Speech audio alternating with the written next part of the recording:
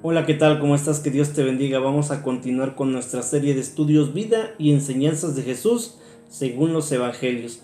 El día de hoy vamos a estudiar el Evangelio de Mateo capítulo 27 del versículo 32 al versículo 56, que lleva como título Crucifixión y muerte de Jesús.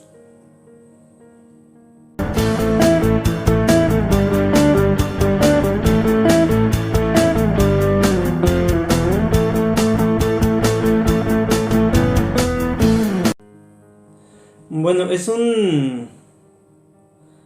una porción bastante larga, por lo cual me voy a ir un poquito más rápido en cuestión de lo que es la lectura. Dice así en el nombre de Jesús. Cuando salían, hallaron a un hombre de Cirene que se llamaba Simón. A este obligaron a que llevase la cruz.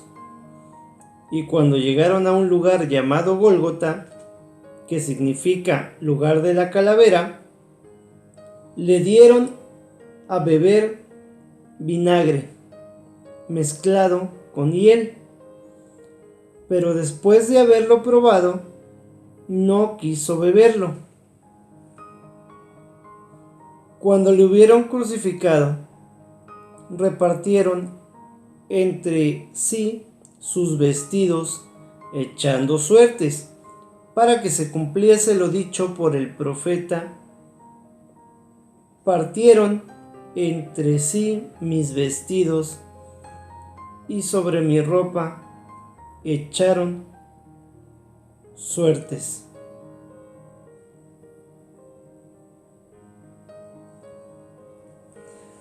Bueno, aquí, como ya lo habíamos comentado anteriormente, el Evangelio de Mateo va dirigido a un público o lectores que conocen el Antiguo Testamento. ¿Por qué? Porque cita mucho esa frase durante todo su Evangelio que dice: para que se cumpliera lo dicho por el profeta. Entonces se entiende que su audiencia ya conoce las profecías del Antiguo Testamento que en Cristo Jesús se vinieron a cumplir. Y esta que acabamos de leer es una más de ellas, cuando echan suertes por sus vestidos. Continúa diciendo: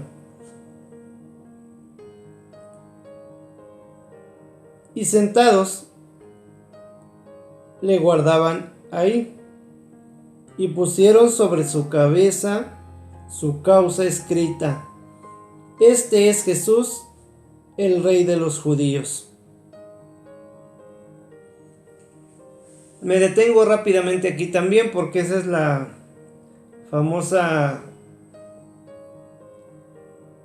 las famosas letras que luego se colocan arriba de su cabeza en la cruz, que dicen INRI, y es lo que quiere decir: este es Jesús, el Rey de los judíos, haciendo a razón de burla sobre el pueblo de Israel, que en aquellos tiempos había sido conquistado por el Imperio Romano, y dando a entender que miren, ahí está su rey, y nosotros los romanos ya lo crucificamos.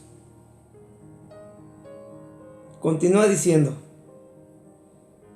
entonces crucificaron con él a dos ladrones, uno a la derecha y otro a la izquierda, y los que pasaban le injuriaban, meneando la cabeza y diciendo: tú que derribas el templo y en 3 días lo reedificas, sálvate a ti mismo. Si eres hijo de Dios, desciende de la cruz.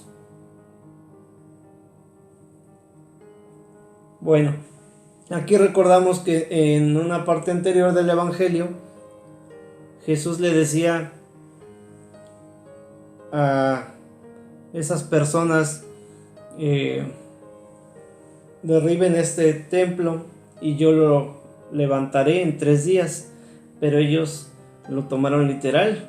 Como hemos dicho en ocasiones anteriores, a veces la Biblia se refiere a cosas literales, pero a veces se refiere a cosas en sentido figurado.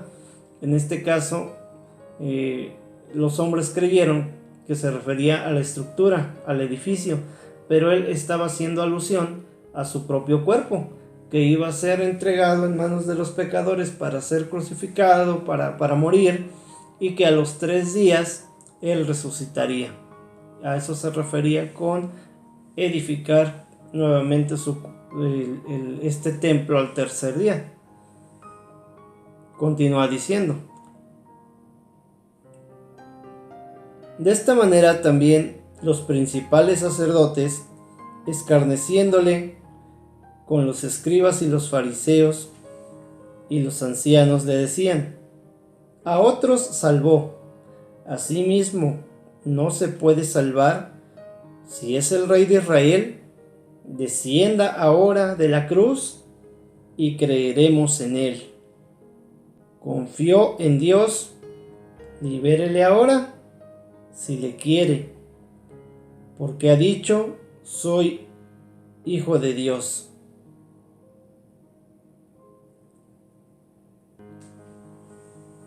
Sus principales adversarios del Señor eran los religiosos de esa época, como ahora igual con su iglesia lo siguen siendo. Y obviamente el Señor tenía toda la autoridad, todo el poder para descender de aquella cruz. Es más, si él hubiera querido, ni siquiera hubiera estado ahí, pero él permitió todo eso y no bajó aún pudiendo hacerlo por amor a nosotros, porque ese lugar tiene que ser ocupado por nosotros los pecadores, pero él en su infinito amor no descendió de la cruz y fue obediente hasta la muerte. A él sea toda la gloria y toda la honra. Vamos a continuar. Lo mismo le injuriaban también los ladrones que estaban crucificados con él. Y desde la hora sexta hubo tinieblas sobre toda la tierra hasta la hora novena. Aquí se supone que pues si empieza a las 6 el día, la hora sexta sería 7, 8, 9, 10, 11, 12. Desde las 12 hasta la hora novena, 7, 8, 9, hasta las 3 de la tarde, hubo esa oscuridad. Luego nos dice: cerca de la hora novena, Jesús clamó a gran voz diciendo: Elí, Elí, lama sabactani. Esto es: Dios mío, ¿por qué me has desamparado? Algunos de los que estaban ahí decían al oírlo: a Elías llama este.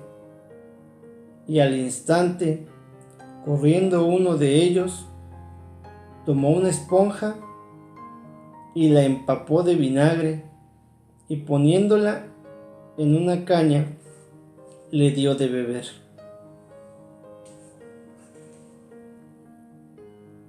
Pero los otros decían: deja, veamos si viene Elías a liberarle. Mas Jesús, habiendo otra vez clamado a gran voz, entregó el Espíritu.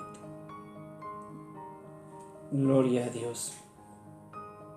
Pues aquí el Señor cumpliendo su misión, su propósito de vida en este mundo, y hasta que llegó a exclamar y entregar el Espíritu. Quiere decir que terrenalmente su corazón dejó de latir.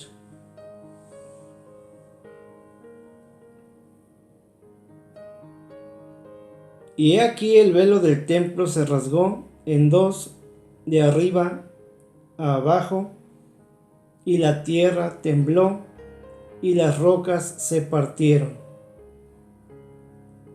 Aquí en este punto recordemos que antes de que Jesús muriera, en el templo de Jerusalén había un velo o que algunos conocemos como cortina, que separaba el lugar santo del lugar santísimo.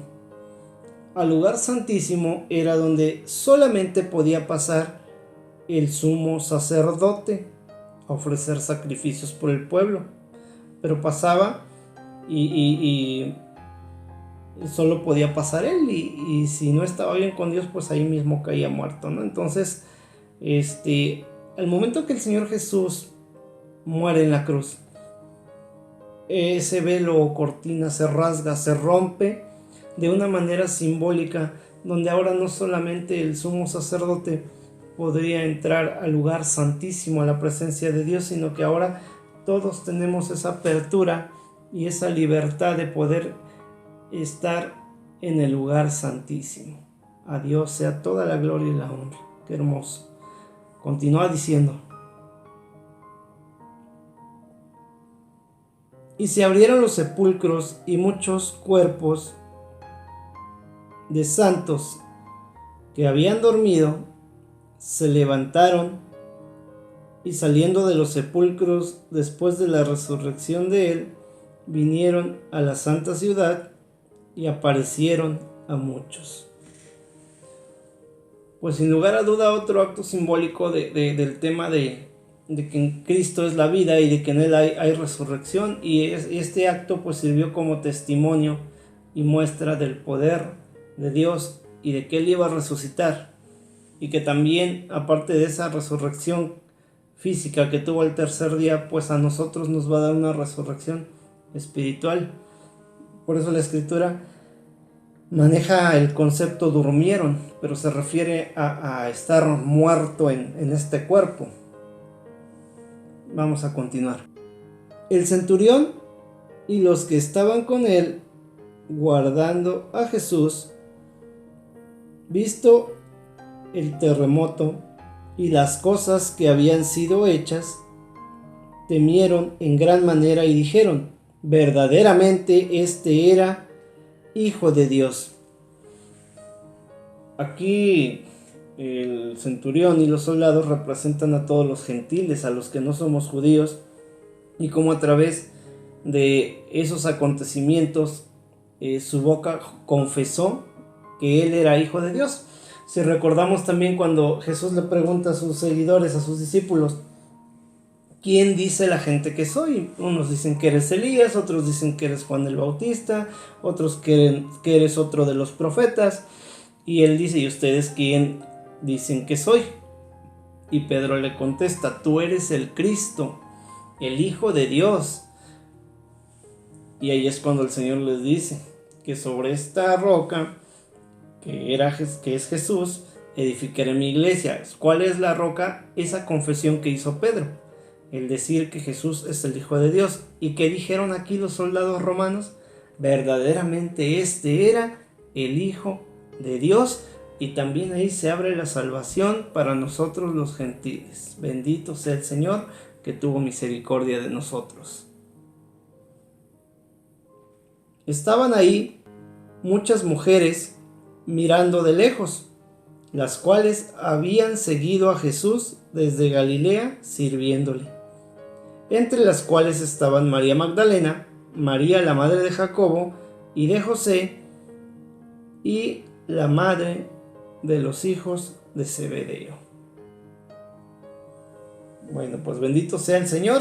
Aquí nos dice que había mucha gente observando todos esos acontecimientos. No todos se podían acercar, pero de cerca o de lejos, el punto es que estaban siguiendo al Señor, como que le seguían y le servían.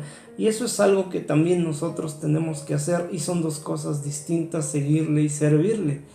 Porque seguirle es creer lo que Él dice, y ese es el primer paso, pero servirle ya es llevar eso que ya creímos a la acción. Y cuando nosotros le servimos a Cristo es en muchas maneras. No todos forzosamente tenemos que ser el pastor, no todos tenemos que ser el que dirige la alabanza. Hay muchas formas de servirle al Señor, incluso en nuestro trabajo, en nuestra escuela, en nuestras actividades. Tenemos la oportunidad de servirle cada día. Espero que este video haya sido de bendición para tu vida. Si me puedes apoyar, compártelo, suscríbete al canal si no lo has hecho y nos vemos la siguiente semana para que sigamos juntos conociendo a Jesús. Que Dios te bendiga.